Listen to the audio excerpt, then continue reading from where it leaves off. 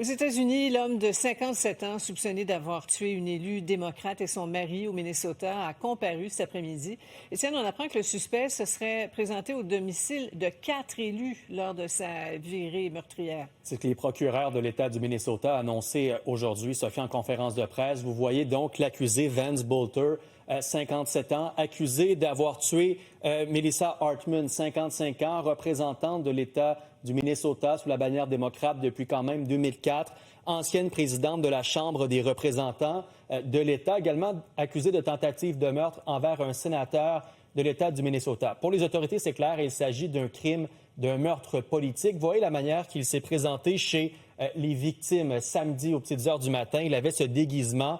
Vous allez voir également plusieurs éléments de preuve présentés aujourd'hui par les autorités américaine. Il avait ce masque sur son visage dont il s'est débarrassé dans sa cavale qui aura duré une quarantaine d'heures. Plusieurs armes à feu également. Il s'est présenté en tant que policier avec un véhicule qui avait les apparences d'un véhicule des forces de l'ordre. Également, un calepin retrouvé avec 45 victimes potentielles, une liste principalement des élus démocrates de l'État du Minnesota, également ailleurs au pays. Donc, le carnage aurait pu être bien plus grave alors qu'il s'est rendu à 4 domiciles.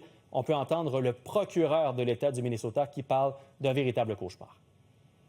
The video of his arrival and shooting of Senator Hoffman is truly chilling.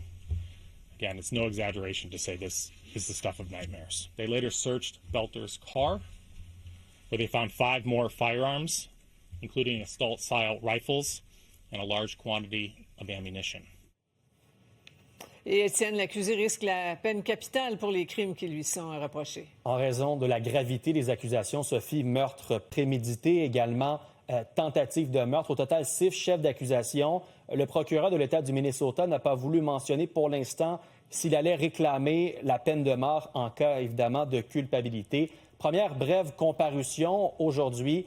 L'accusé demeure détenu, a mentionné qu'il n'avait pas les moyens de se payer un avocat privé. Sa prochaine comparution aura lieu le 27 juin prochain. Merci beaucoup. Bonne soirée.